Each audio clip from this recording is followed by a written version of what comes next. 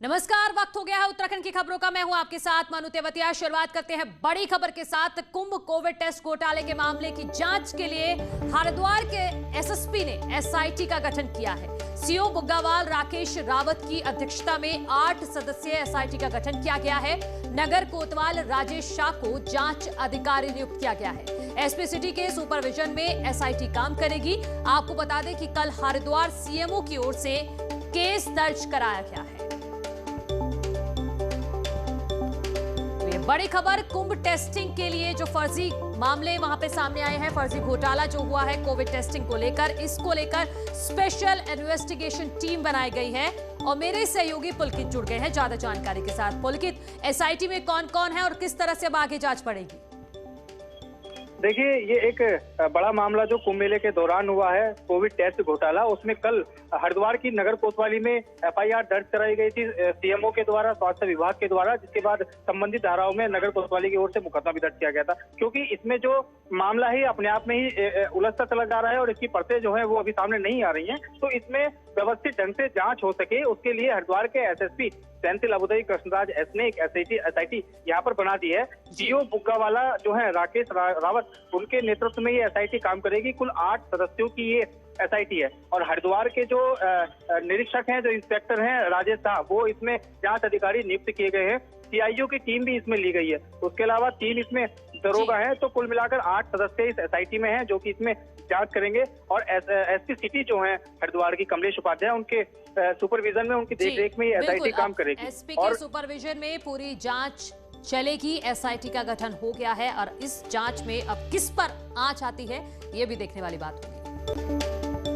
कुंभ मेले में कोरोना जांच में हुए फर्जीवाड़े पर आरोपी company max corporate services high court पहुंच गई है। कोर्ट में दाखिल याचिका की गिरफ्तारी पर रोक और एफआईआर को रद्द करने की मांग की गई है। कोरोना जांच फर्जीवाड़े में आरोपी कंपनी का कहना है कि 2 लैब्स द्वारा जांच की गई और सरकार के लोगों के सामने ये जांच हुई है। ऐसे में उन पर कार्रवाई करना ठीक नहीं है। न्यूज 18 की खबर के बाद 17 जून को हरिद्वार सीएमओ द्वारा कोतवाली में मैक्स कॉर्पोरेट और 2 लैब के खिलाफ एफआईआर दर्ज कराई गई, जिसको कंपनी ने हाई कोर्ट में चुनौती दी है। हमने कोर्ट के सामने ये रखा है कि हमने एक्चुअली टेस्टिंग लैब से के थ्रू कराई है, तो हमारी तरफ से कोई उसमें कमी नहीं रखी गई।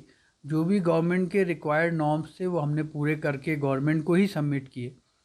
जो भी टेस्टिंग होती थी उस सेंटर पे, उस जगह पे वो ऑलरेडी हेल्थ डिपार्टमेंट के लोग होते थे, पुलिस होती थी।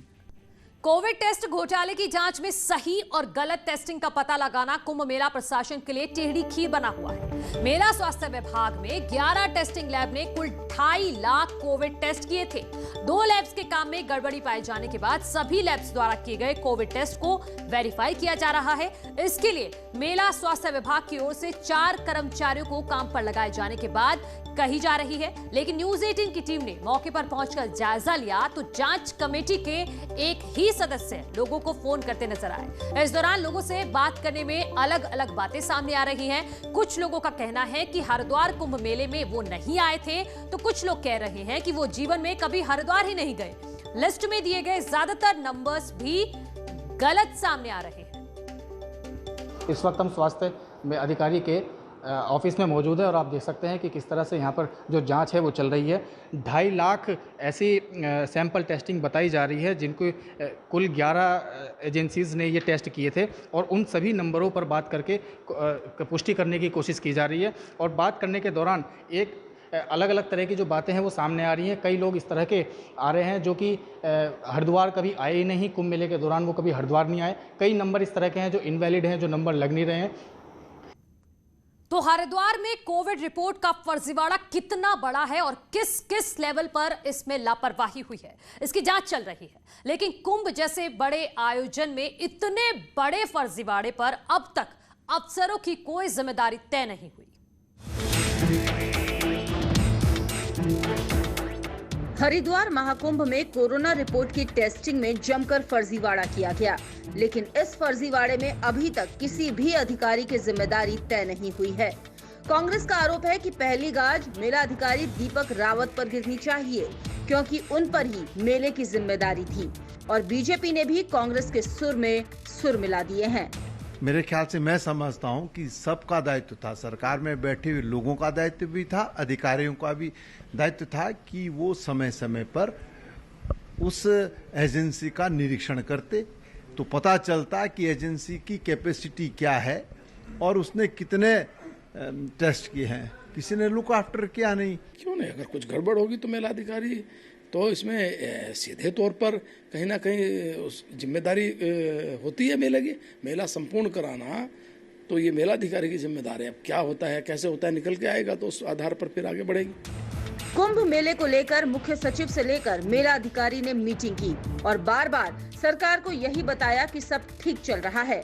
हालांकि सरकार का कहना है कि एफआईआर दर्ज हो चुकी है और जांच रिपोर्ट के आधार पर कार्रवाई की जाएगी। सरकार किसी मामले में एफआईआर कर देती है तो उसके बाद एफआईआर के परीक्षण के बाद, जो भी इन्वेस्टिगेशन के बाद जिस तरह आएगा उसके खिलाफ से पुलिस को अपनी कार्रवाई करनी है, कानून अपना काम करेगा। कुंभ मेले में कोरोना टेस्टिंग के फर्जीवाड़े ने उत्तराखंड को दुनिया भर में बदनाम कर दिया। फर्जीवाड़े के खुलासे से पहले जो अफसर खुद अपनी पीठ थपथपा रहे थे, वो अब खुलासे के बाद से चुप्पी साधे बैठे हैं। न्यूज़ 18 के लिए देहरादून से